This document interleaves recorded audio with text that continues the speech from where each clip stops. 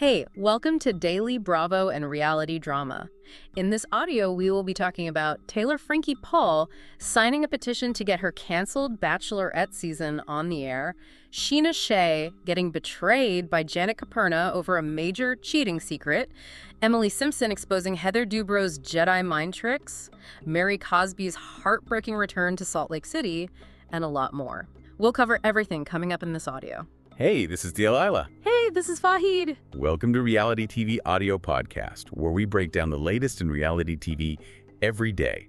And before we jump in, just a quick note on our mission for today's deep dive. Right. For you, the listener tuning in, we are going to strictly cover the facts provided in our sources today. We aren't here to, take moral high grounds or drive sweeping life lessons or anything like that. We're just going to give you the raw facts, maybe offer a few quick opinions on the mechanics of it all, and keep moving so you can stay fully informed. Just the facts, straight from the source material. We're really just breaking down how this whole crazy ecosystem actually operates. Yeah, exactly. So let's start with the most viral news right now, because the theme today really feels like it's all about control.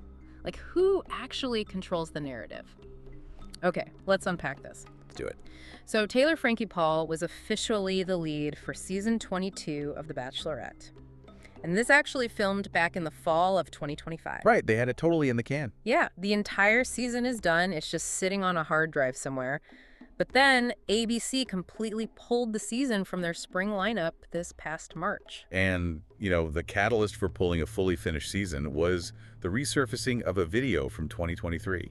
Oh, right, the video. Yeah, this footage showed a physical altercation between Taylor and her ex-boyfriend, Dakota Mortensen, and then immediately brought renewed, intense public scrutiny to a situation that had honestly already gone through the legal system. Exactly, because the facts are that Taylor actually pleaded guilty to assault back in 2023. Right. And she just completed her 3 years of probation earlier this month, so she paid her legal debt. She did. And now she is actively fighting to get the season to see the light of day. Like, she went on her Instagram stories and she shared a fan petition to air the season. Wow. Yeah, she wrote, "I love you all," shared the link, and added 3 crying emojis. But, the network's response has been incredibly definitive here. Very definitive. Yeah, a Disney Entertainment spokesperson stated that they will not move forward with the season, explicitly adding that their focus is on supporting the family. Right. And meanwhile, Taylor's representative came out and stated she is grateful for ABC's support and that she is prioritizing her family's safety and security. Which makes sense. Yeah.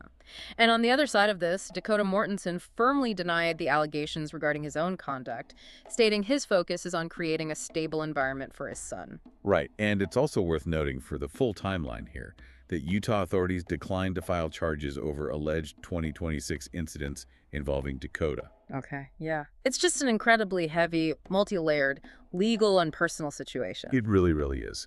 It is, but wait, I have to push back on the network side of this just a little bit. Okay, go ahead.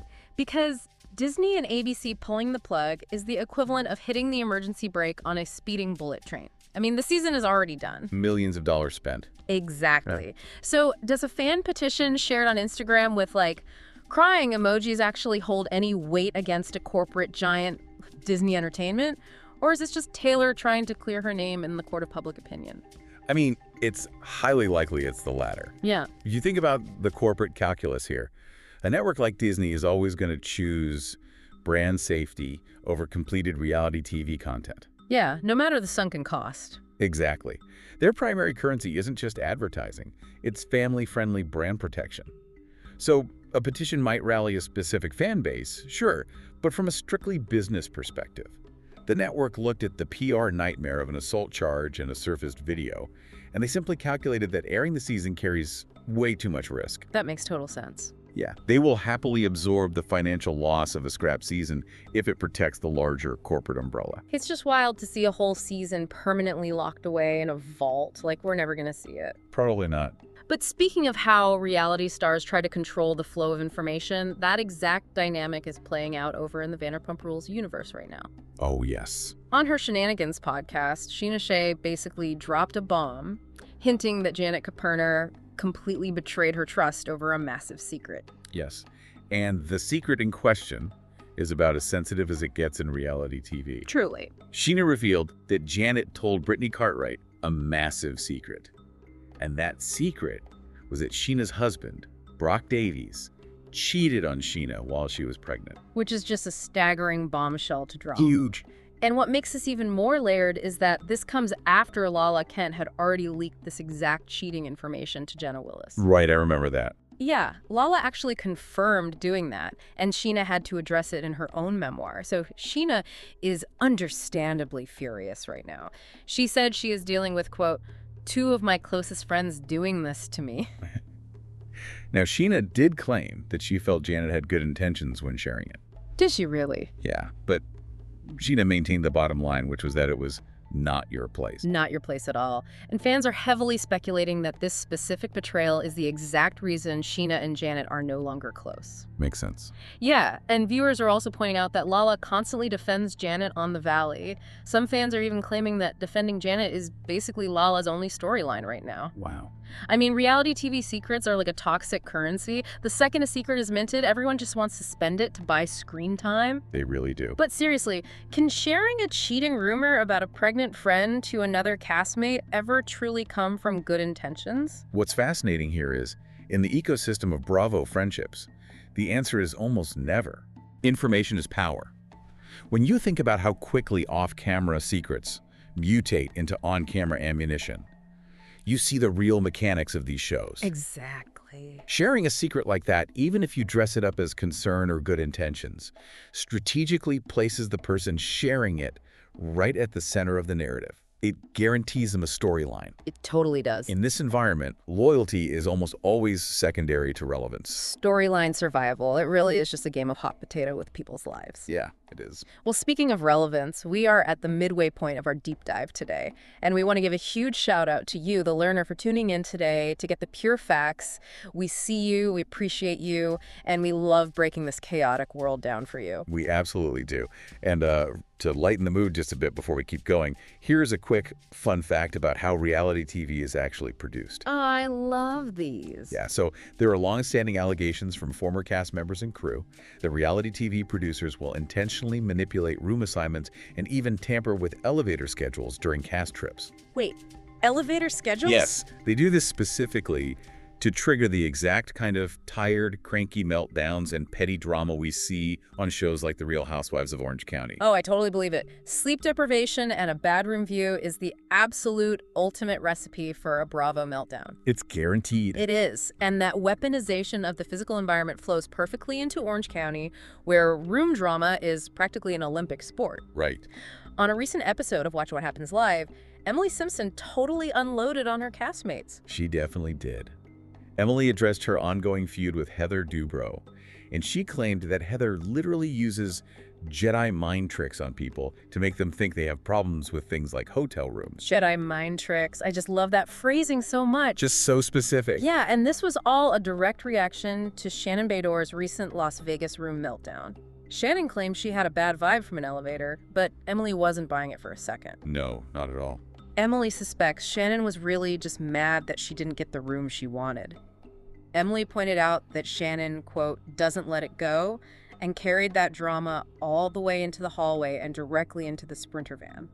Emily also used the Watch What Happens Live appearance to defend her own actions. Right. She defended snapping at Gina Kirschenheiter because, according to Emily, Gina interjected herself into a conversation where she wasn't needed. Okay, sure. And Emily was quite happy to gloat that over 75% of the live audience poll took her side in the feud against Heather. She had the audience in the palm of her hand. But, it wasn't all just petty room drama and audience polls. Emily got very real about her personal life, which was a huge contrast. It was. She shared that she is actively going to therapy to learn how to better parent her son, Luke. Luke was recently diagnosed with ARFD, which is a restrictive eating disorder, as well as PANDAS, a condition that causes physical swelling and behavioral changes. It was a very grounded, vulnerable moment amidst all the snark. Yeah, it really was. She also touched on cast dynamics, simply stating that newbie Carmela Garcia is a girl's girl. Nice. And then there was the regret game. Andy asked Emily if she regretted her past actions with Vicky Gunvalson, Jennifer Pedranti, or Alexis Bellino. And what did she say? She said she had zero regrets about any of them. Classic. But she did share one major real-life regret. She accidentally sent a text message that was meant for her husband, Shane, directly to her in-laws. And apparently, her in-laws now no longer speak to her because of it. Wow, that is a very real, very uncomfortable consequence of a simple mistake. Yeah, no It's kidding. the kind of thing that happens off camera but bleeds right into their reality. It is. But wait, look at the irony here. Emily is calling out Heather Dubrow for Jedi mind-tricking the cast and manipulating them, but isn't Emily aggressively controlling the narrative herself by blasting everyone from Shannon to Heather to her own in-laws on live TV? I mean, that is the classic reality TV paradox. Right. They all accuse each other of producing the show while actively producing the show themselves. But Emily's vulnerability regarding her son's health is deeply genuine, and it shows how reality stars constantly balance incredibly petty, manufactured drama-like hotel room complaints with deeply serious, real-life struggles off camera. Yeah. They are playing a heightened character while simultaneously living a very real, sometimes painful life. And sometimes those real-life struggles turn into profound tragedies where the cameras can't protect them at all. We do need to shift gears for a moment to cover some very tragic news that has impacted the reality TV community this week. Yes. We learned that Married at First Sight Season 2 star Ryan De Nino died suddenly in New Jersey. He was only 40 years old. That's so young. His sister, Melissa, posted a tribute to him, calling him damn funny and witty. Yeah. His ex-wife from the show, Jessica Castro, who fans might remember had previously filed a restraining order against him, she spoke to Page 6. She stated she hadn't had contact with him for years, but she sent her sincerest condolences to his family, wishing him to rest peacefully. We also have deeply sad news from the Real Housewives of Salt Lake City. Yeah, this one is tough. Mary Cosby is officially returning for Season 7, and she is doing so after the tragic death of her 23-year-old son, Robert Jr. Robert Jr. passed away this past February from an apparent overdose after receiving Narcan. It's just unimaginable for a mother to go through something like that. It really is. Co-star Meredith Marks spoke about Mary on an Australian radio show, and she praised Mary's strength. Meredith called her inspirational and noted that filming the show might have actually given Mary a necessary focus during such a dark time. Right. Though Meredith acknowledged that watching the season back is going to be incredibly difficult for her. The Season 7 trailer actually shows a moment where Mary thanks her castmates for getting her through this period. It really makes you wonder, though, does stepping back in front of the reality TV cameras act as a shield of distraction for these stars, giving them a schedule and somewhere to put their energy? Or does it act as a magnifying glass that just intensifies their grief? If we connect this to the bigger picture, it highlights how modern audiences process grief alongside these public figures. Yeah. There is a profound humanity that exists beneath the highly produced Bravo drama. When tragedy strikes, the artifice completely drops. Viewers are reminded that these are real people experiencing the most profound losses imaginable, and they are doing it in the public eye. Right, the whole world is watching. Filming might provide a routine, sure, but the emotional toll of having that grief documented is immense. Very well said. It's a heavy burden to bear on camera. But to lighten the mood a bit, let's pivot from the heavy reality news to the man who basically oversees all of it, Andy Cohen. Oh, Andy. Yeah, on a recent broadcast of Radio Andy, he made quite the admission. He admitted that he genuinely misses Scheana more, and he actually texted her last week. Which is huge news for fans. Scheana's run on Season 16 of The Real Housewives of Atlanta came to a very abrupt end in June 2024. Very abrupt. She was suspended following an investigation into sexually explicit images that allegedly depicted newcomer Britt Edie. Now, Scheana has firmly denied distributing any private images, explicitly denying any revenge porn claims. But her exit was a massive shakeup for the franchise. It was. So Andy reaching out shows that in the world of Bravo, the door might not be permanently closed. Never say never. Exactly. Meanwhile, Andy was also dealing with some very direct fan feedback on Watch What Happens Live. A viewer commented that Andy's new, longer, thick hairstyle makes him look exactly like George Washington. Oh my gosh, I saw the side-by-side picture and it was uncanny. It was pretty spot on. Andrew laughed and joked that he can't unsee it. He compared his face to Washington's portrait, joking that they are both a little cross-eyed and that George Washington looks like a grump. He really leaned into it. He did, and his guests, Darcy Carden and Emily Simpson, completely agreed with the historical resemblance. You took the roasting very well, honestly. But here's where it gets really interesting to me. Talk about absolute whiplash. In one breath, Andy is the ultimate, powerful decider of Bravo fates, holding the keys to whether Scheana Moore ever returns to television. And in the next breath, he is sitting on live TV getting roasted by his own fans for looking like a founding father. It's the duality of Andy. It definitely keeps him grounded. When you run the network, you still have to answer to the live audience poll. So true. Now, let's wrap up today's deep dive by looking at two classic reality TV staples. We've got the long-running podcast feud and the revolving door of legal paperwork. Ah, yes. These really show how being on TV just rewires your brain. Let's start in Bachelor Nation. Yes, the Bachelor Courtney Robertson and former Bachelorette Trista Sutter recently confronted their bitter, years-long feud, and this happened on the Almost Famous podcast. It was intense. Like, Courtney accused Trista of totally snubbing her and treating her poorly right after Courtney's very public breakup with Ben Flajnik. Right. And Trista said she couldn't remember the snub at all, but she did bring up the fact that she sent Courtney an email with the subject line "Olive Branch" regarding Courtney's book. And the setting for this confrontation is what really stands out to me, because it perfectly captures the absurdity of reality TV life. Oh, absolutely. This all went down at Bachelor Nation's annual pickleball tournament. You literally cannot make this up. They are rehashing a decade-old feud, dropping olive branch emails, all while holding pickleball paddles. Amazing. The confrontation actually ended abruptly because Courtney cited that she was having panic attacks. Wow. Yeah. And speaking of cyclical drama that just won't end, over in the Shahs of Sunset world, Lilly Ghalichi and her husband Dara Mir have just dismissed their divorce filing. But the crucial detail here is that this is the dismissal of their fourth divorce filing. Fourth. Yes, this latest one was originally filed in July 2025 and just dismissed in July 2026. 4 times. And right after dismissing it, Lilly shared photos on Threads of the couple taking a very chic 4-week vacation in Europe. They share 2 kids together, 7-year-old Alara and 4-year-old Cashton.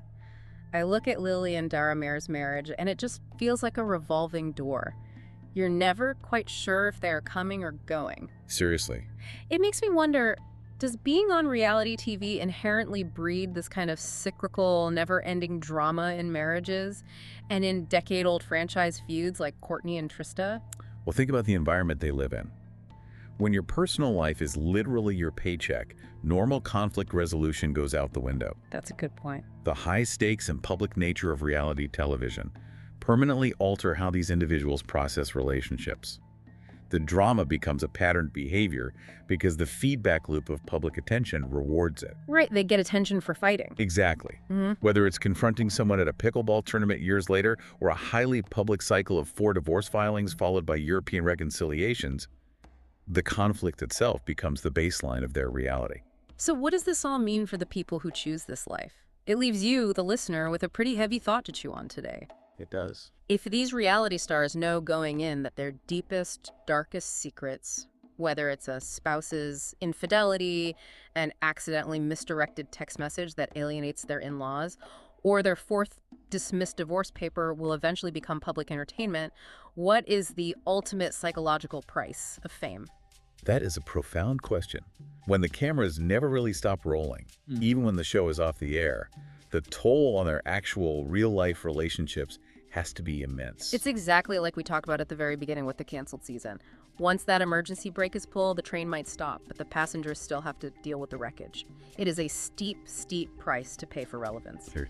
And speaking of wreckage, make sure you tune into our audio tomorrow. We have a massive breaking story about a secret recording that could change a major Housewives franchise forever. You won't want to miss it. See you then.